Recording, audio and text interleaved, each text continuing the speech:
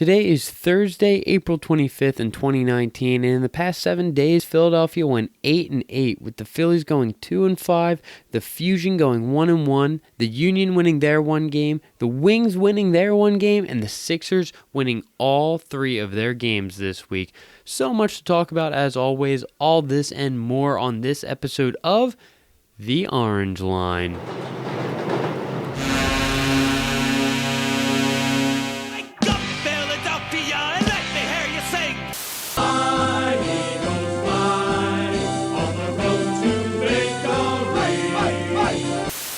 He had high hopes.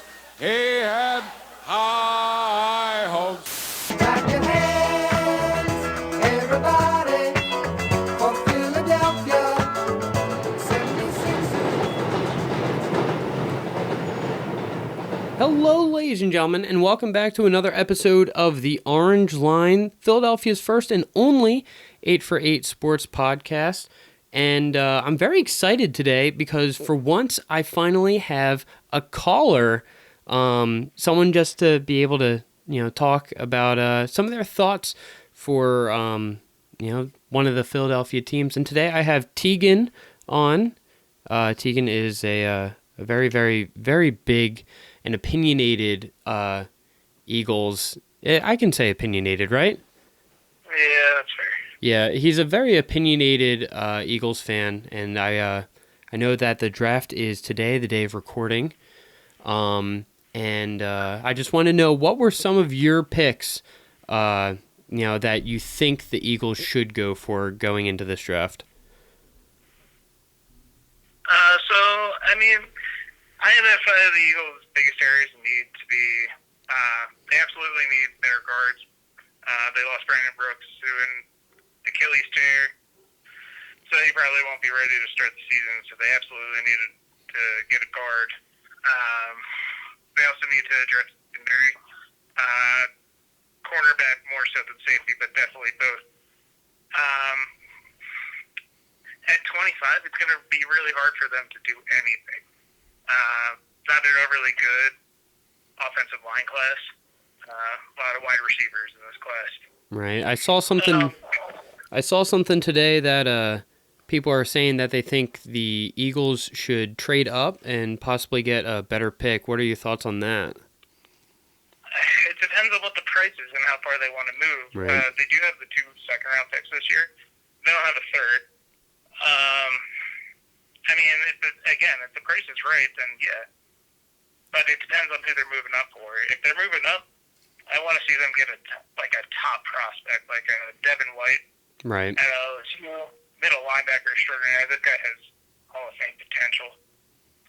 Right. He stays healthy. So, I want that kind of impact player if they're willing to move up. I'm in the opposite boat. I think they should move down. Move down and do what, I guess? I wouldn't know what they would do if they moved down.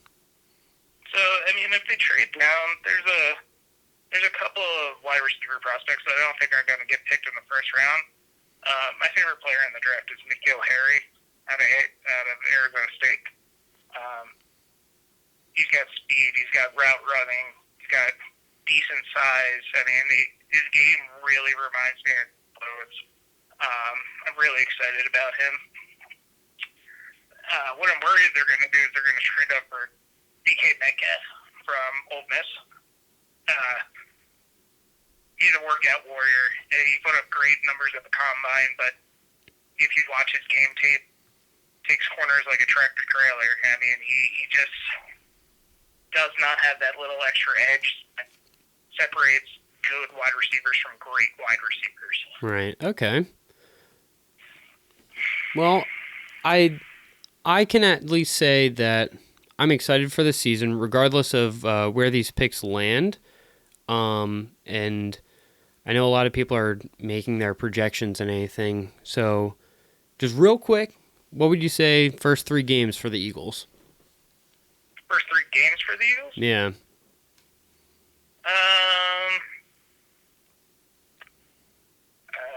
I think they're going to come out of the gate hot. Carson Wentz has a lot to prove. can he stay healthy? Can he lead this team? And everybody, there's two camps still.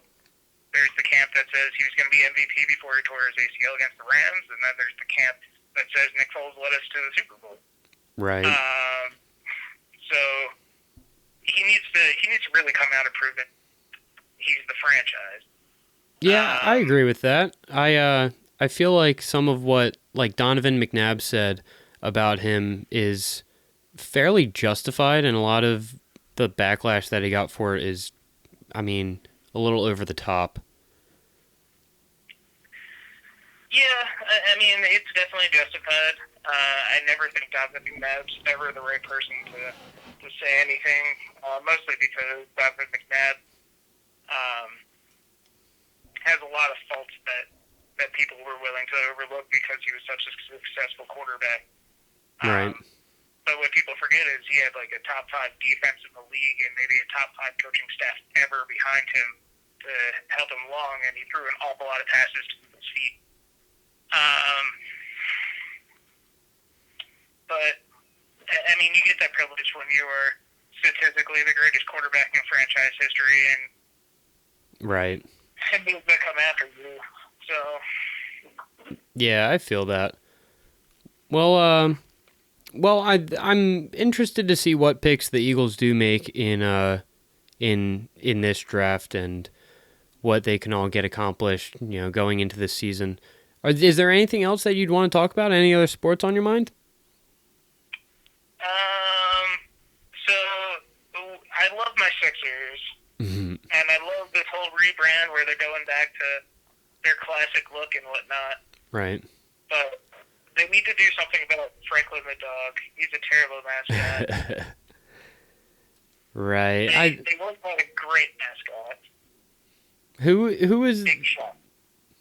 was that the kangaroo?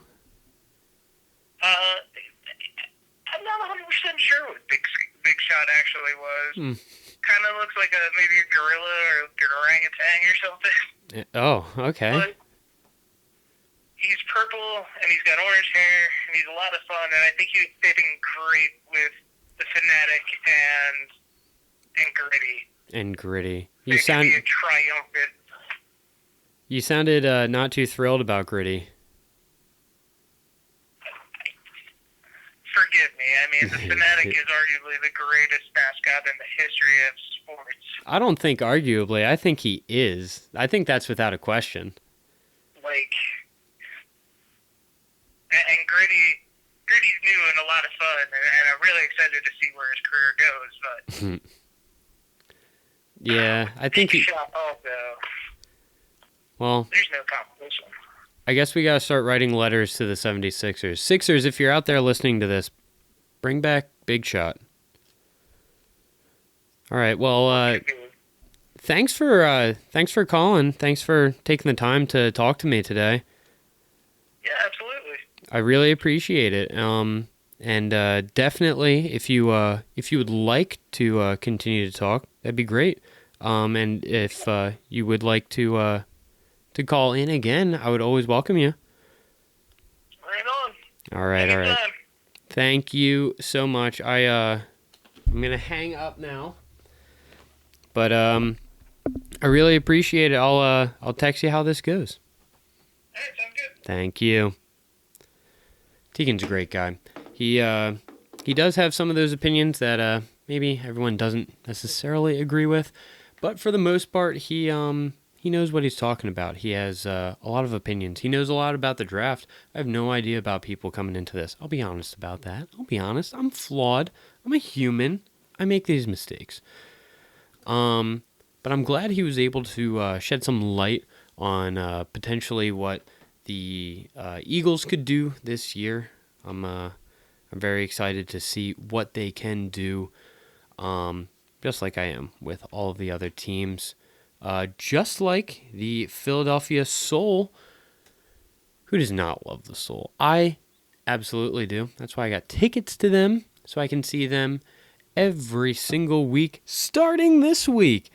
How great is that? Yes, Saturday, April 27th at 3:30 at Wells Fargo Center. Our Philadelphia Soul are going to be taking on the Atlantic City Blackjacks. They're a new team, the sixth team of this incredibly fun and exciting league. I'm excited. I can't remember the last time I saw a Philadelphia Soul game, but I always knew that they were the best because they were our team, Philadelphia's team. So it's one, it's a little bit of an obligation to love them as much as I do. But at the same time, they are just really fun. So I'm super, super, super excited for this season. Like I said, week 1, starting it off against the newcomers. Let's show them that they can't mess with us early. You got that right. Atlantic City, we're coming for you. All right. Well, it's going to be a fun season. It always is. I always love going to the Soul. It's one of those, just, again, spectator sports. Soul football for me is like hockey in a way. It's like football with all the violence, except like compact, so it's a little bit more violent. I don't know where to go with that. But yeah, absolutely love the Soul. Very excited. Very, very excited for them to make their triumphant return. I want to move on now to talking about the Philadelphia Fusion, everyone's favorite Overwatch League team. Unfortunately, I have to let everyone know that they do not have a match this week. I know. It's sad. It sucks. I'm not happy about it. I'm sure you're not happy about it, but this is a very important week for us. See, we are in week 4 here in Overwatch League. We have 1 week left, and then it's stage playoffs. So this week could actually mean a lot. I want to show you something. As we look at the standings, Philadelphia is currently sitting at 8. So we're like on that cusp of will we, won't we? I don't know. Paris has a few games to be played. So does Los Angeles. So we have teams that are potentially right on the bubble there with us. We do have a better map differential than others, but realistically, I don't know what to say. We have to look out for some of these teams that are going to be competing this week, only because we don't know where we're going to be week 5 and going into stage playoffs. So personally, the ones that I am going to want to look out for is Paris Eternal and Hangzhou Spark. Just because, one, I like Hangzhou Spark, and they are, I believe, both, we just saw, they're both teams that are right there on the edge. So Hangzhou has 2 matches this weekend, so be on the lookout for them. Oh, and they play Paris next on Sunday. Hooray! And maybe if we just take a look ahead, I know this is cheating. We can see San Francisco is going to be our match week 5. Sorry, I'm a little flustered right now. But week 5 is when we would play them, and it looks like they also have this week off, so maybe we can get some practice. Some of these teams that are on the edge take some L's and help us out. So a lot to look forward to this weekend in terms of not Fusion play. As always, I do say look into it. It's a very fun sport. Me, my brother, and a friend of ours got our friend who he is only going to think about sport in the physical aspect. He's very set in that kind of way. We got him to watch the Washington Justice match on Friday, and by the end of map 1, he decided he was a Washington Justice fan, and he really, really, really liked the player Corey. So, if you're not really a believer, watch it. Sit there, let it soak in, try to invest yourself in it a little bit, pick a team, like them, it doesn't matter. I would suggest the Fusion, though. They're kind of cool. I like them. So does Philadelphia. They're building that whole, arena. So, I would say check it out. Check out this weekend. Be on the lookout. Take look at those standings. I'm all wanged up today. Speaking of wanged up, I don't know. That was bad. But Philadelphia Wings won in their match on Saturday. So that was fun. As you can see here, Trevor Baptiste, our boy, gets 339 face-off wins. That is officially the NLL single season record. That's what I love to see. That's what I love to see on our team here in Philadelphia. We get to see some top-tier, high-level play from some of our newest, youngest, and brightest futured players on the team. And I do see this article from last week saying that he is far from the NLL player he wants to be. He just says that he wants to be able to buckle down on all other aspects of his game other than face-off wins. But it's really great to see that he wants to continue to improve as a player instead of being, just the best at this one aspect of the game. So that's very endearing, I guess. I don't know. It doesn't really make sense. But yeah, so for the Wings, yes, their season has come to an end. There's no more. And that kind of sucks. So instead, we're going to take a look at the NLL standings. We're going to go to the website itself. Ugh, how dare they? How dare they? I don't know where to look. But yeah, so we are looking at the playoffs. This is pretty much what we got to work with. As you can see, Philadelphia finished the year 4-14, not good enough to make the playoffs. But I think there's a lot to look forward to next season in terms of some of our younger stars. I already talked about Baptiste, but Matt Rambo is one of those sneaky players that could slip in for the NLL Rookie of the Year. So, maybe we'll see. And I just think, thank you so much, Wings. It's great to have you back in Philadelphia after so long. This was a tough season, and hopefully when players come back to the box, they'll be able to buckle down and absolutely come back strong as anything next season. So thank you so much, Wings, for a fantastic season. I really appreciate it. And, well, I guess that wraps up some of the earlier bits. Moving on to some of the other sports that are out there. Let's talk about the Union. How does that sound? Let's talk about the Philadelphia Union. They had a match last week against Montreal, where they had to follow a match the week prior. Was a match against LA Galaxy at LA, and it was going to be tough for Philly to play in LA just because of it being LA and being one of the historically better MLS teams out there, and the fact that Zlatan Ibrahimovic is on that team just kind of makes things unfair. Like, I love Zlatan. I really do. I think he's awesome. He's half the reason why I got a man bun.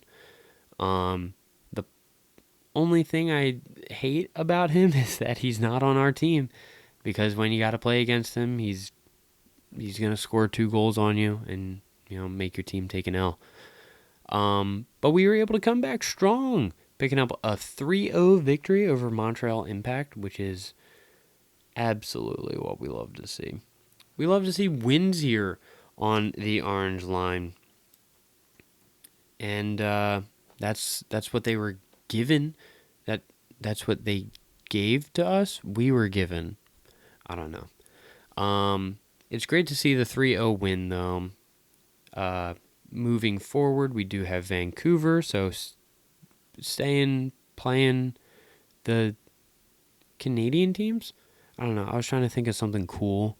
You ever do that? You ever like have that idea of like, this is going to be great. I'm going to say this and everyone's going to love it. And then you say it and then it just sounds stupid? Me either. Anyway, we have the Vancouver Whitecaps today. Not today, Saturday. And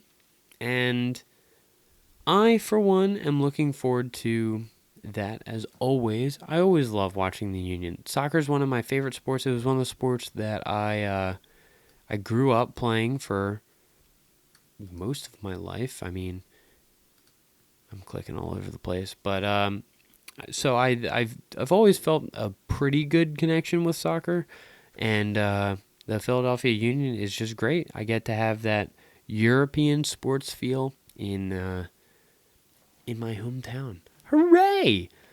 And I already highlighted this and then clicked on a whole bunch of other things, but it's great. This is great. Seeing Philadelphia at number 4 in the Eastern Conference. That's what we love to see. You love to see that stuff. They've picked up a whole bunch of wins, 4-3-1 after struggling at the start of the season. They've really bounced back. I told you, I called it. Remember that. That was the title of one of the episodes. That's how great of a call that was. But anyway, we are playing Vancouver, who we can see is 10th in the Western Conference. They are 1-5-2, which that looks pretty good for us. I would say so, at least.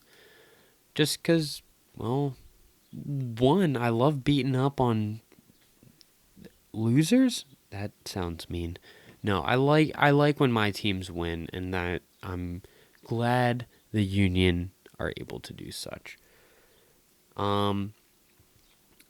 So I guess before I get into the big two, I do want to talk about the Flyers and how seemingly nothing is going on, but a lot of people are still talking about Vigneault.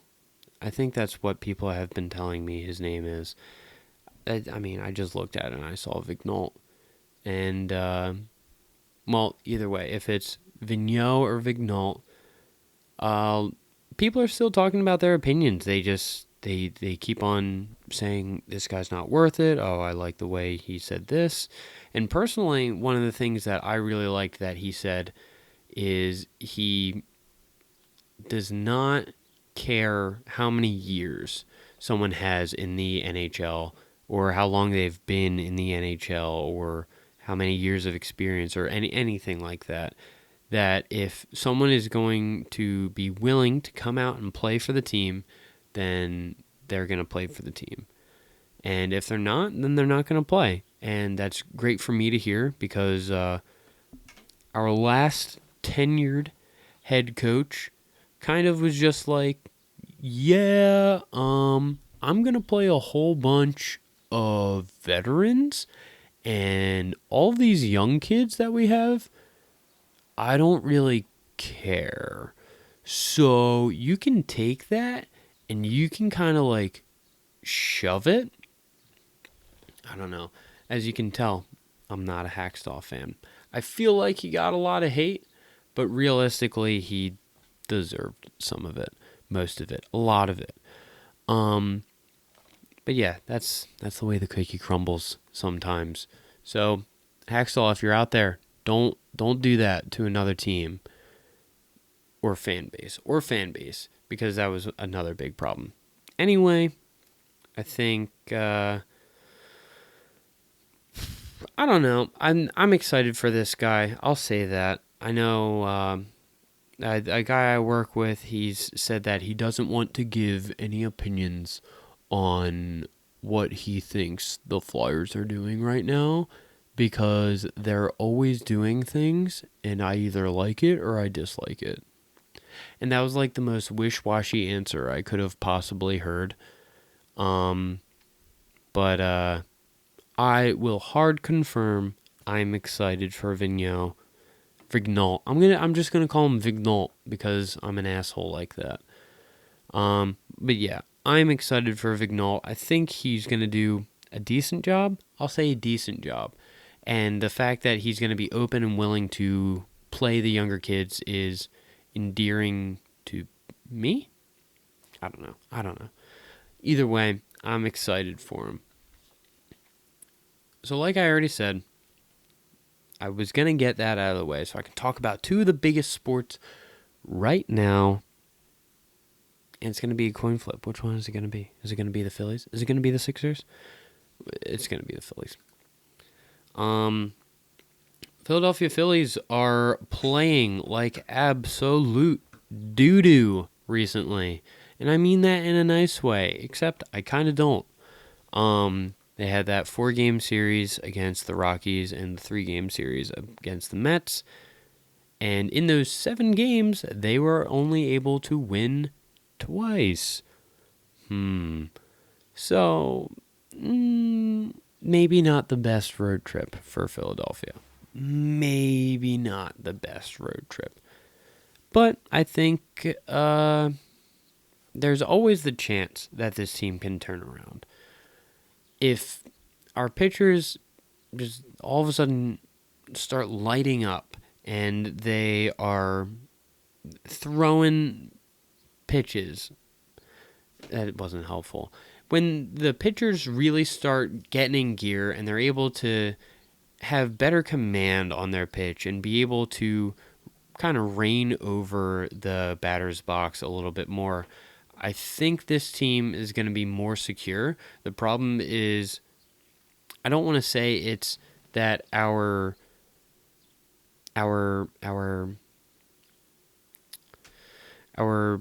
bullpen is bad.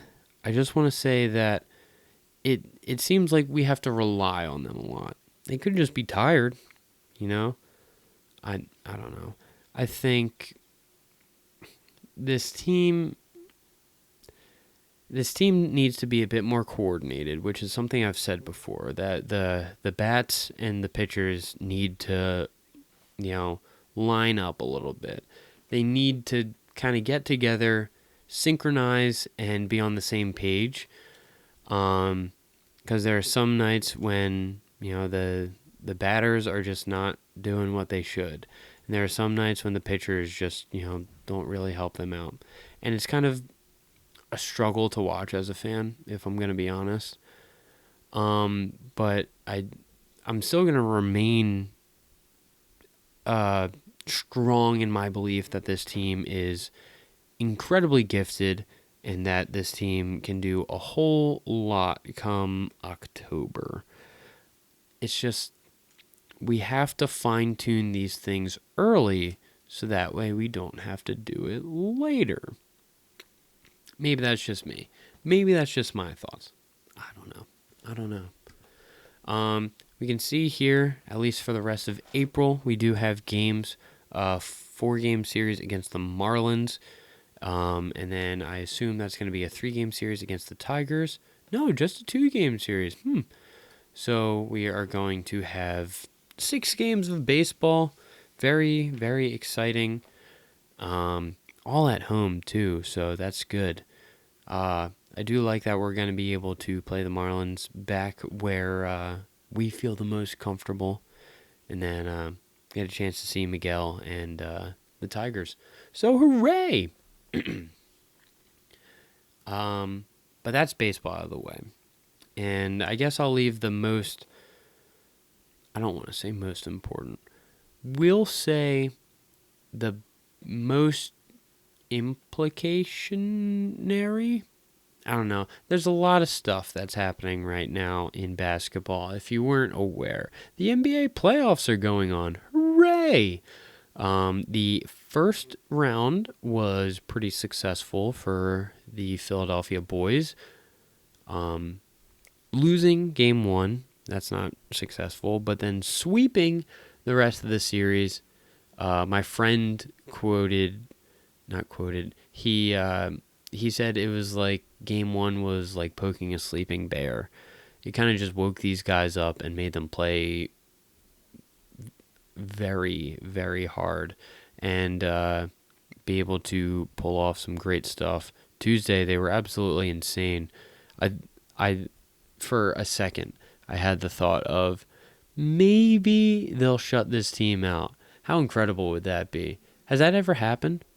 If it has, that'd be pretty cool. But either way, the series is going to start up. This series is going to start up against Toronto, one of the teams that I don't want to really play. Toronto's good. This is the team with Kawhi Leonard, I believe. If I am wrong, I'm going to be so stupid. I'm going to be real dumb. So we're going to fact check this a little bit. Just because I had to. Oh, thank goodness. Yeah, Kawhi Leonard. It shows how many facts I know about this league. I'm sorry. I'm learning. I'm trying my best at this. And what better time to learn than the playoffs? Get to see the tippy top-ist, play of basketball in the entire world. So it should be exciting. It should be a good time. I'm going to say Sixers in 6 because I have faith, I believe, and I don't care what anyone says. So yeah, Sixers in 6. Quote me on that. At me if you want, in fact. That can be at Dr. PhD, DOCTER PhD, or at Orange Line Pod. That's going to be on Twitter. Just in case you want to follow me, I do tweet out some things that are happening. I like a whole lot of different things from different sports. So if you follow me, there's a good chance then you'll be seeing a whole lot of other Philadelphia sports news popping up on your timeline. I also live tweet every now and then for 2 of my Dr. PhD picks of the week, I should say. So just because this series is starting up, and just because I'm very excited about it, we're going to go with the Monday game, Toronto Raptors versus Philadelphia 76ers. My other pick of the week is going to be the Philadelphia Soul. Like I said, it's their home opener. Love the Soul. They are the heart and soul of Philadelphia. And as for the third pick of the week, I've decided this one, the third pick is always going to be just something that I'm thinking about or something I want you to look into. So the third pick of the week is going to be wrestling related this week. It's going to be Bray Wyatt. Bray Wyatt is a wrestler who is just returning and has a very interesting character. So I suggest that you look that up. That's going to be happening on Monday as well. But other than that, thank you for joining me here on this episode of The Orange Line. If you're watching on YouTube, I'll give you a wave. Goodbye. And if you're listening on SoundCloud or Apple Podcasts or Google Play, I'll just say bye. Bye. But thank you so much. I always truly appreciate when people do listen. Just because this is something I love to do, and I hope you all enjoy it as well. You can see my screen a little bit. Hi. I guess that's it. I don't really have much to ramble about. People are home, so that means dinner's gonna be coming soon. That's great for me.